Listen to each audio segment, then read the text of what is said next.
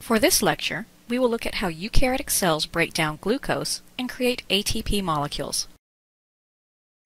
In previous lectures, you learned that metabolism in a cell can occur because those reactions that release energy power the reactions that require energy. Exergonic reactions are linked to endergonic reactions. But the energy that is released must be harnessed, and a special molecule links endergonic and exergonic reactions. Can you guess which molecule this is? Yes, ATP. Remember, ATP is a special nucleotide. It not only contains adenine as its nitrogenous base and ribose as its pentose sugar, but 3 phosphate groups. The 2 phosphates furthest away from the ribose have unstable bonds.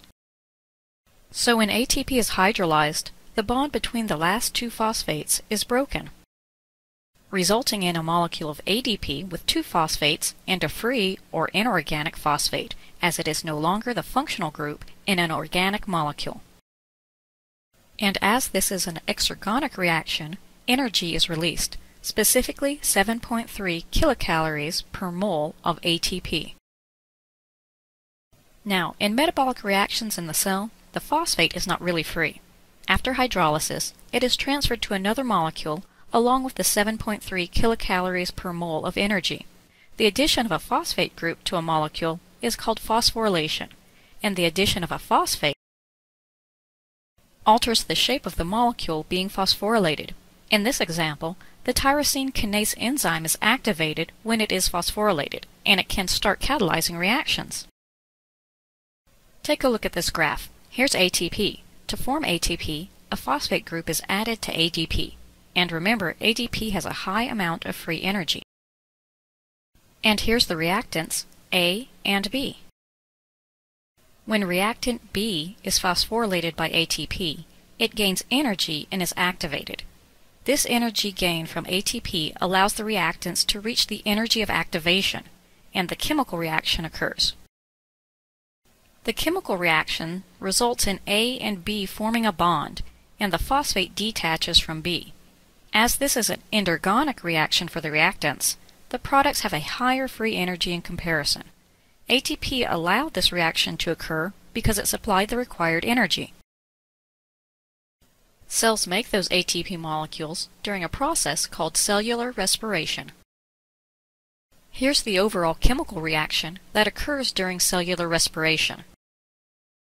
Glucose and oxygen are the reactants, while carbon dioxide and water are the products. This is an exergonic reaction, so energy is released, which is used to make those ATP molecules. As mentioned during the carbohydrates lecture, the nonpolar carbon-carbon and carbon-hydrogen bonds in glucose store a lot of potential energy. So when those bonds are broken, energy is released that can be used to make ATP molecules.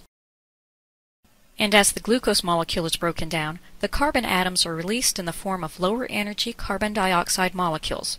But this overall chemical reaction is a little misleading, as there is not a single reaction occurring during cellular respiration.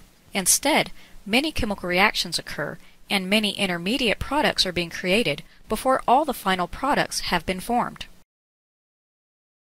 This is necessary, as the total amount of energy released from this exergonic reaction would cause the cell to burst into flames. Luckily, at each stage of cellular respiration, a small amount of energy is released that will eventually be used to produce ATP molecules. And it is important to remember that at each stage, enzymes are catalyzing these reactions. So exactly what types of chemical reactions are those enzymes catalyzing? A large proportion of the reactions are reduction-oxidation reactions, or redox reactions for short. These reactions involve the transfer of electrons. An atom or molecule loses one or more electrons, while another atom or molecule gains these electrons. You can remember this with a mnemonic device. LEO goes GR. LEO stands for lose electrons, oxidation,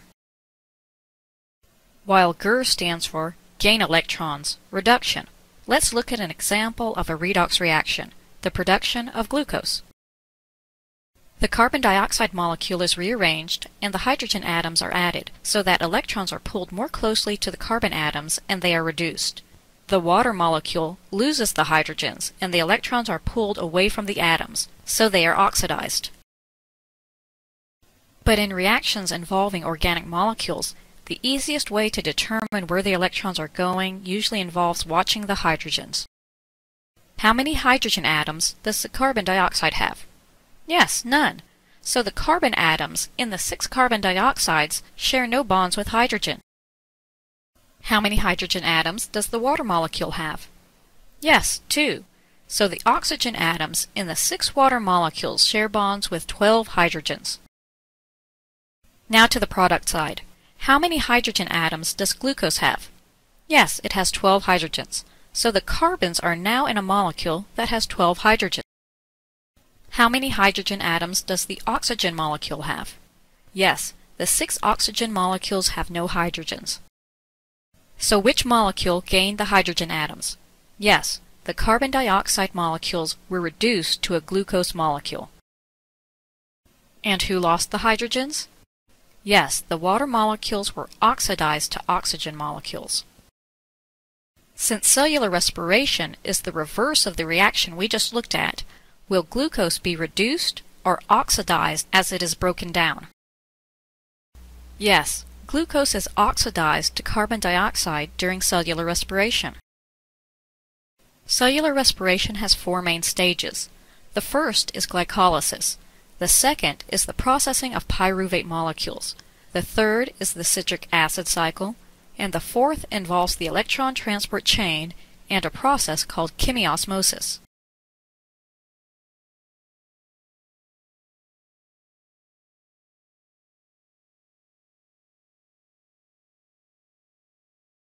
Here's an overview of cellular respiration.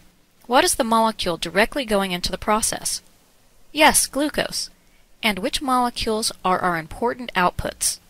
Yes, ATP molecules. We will answer this question in more detail at the end of the lecture.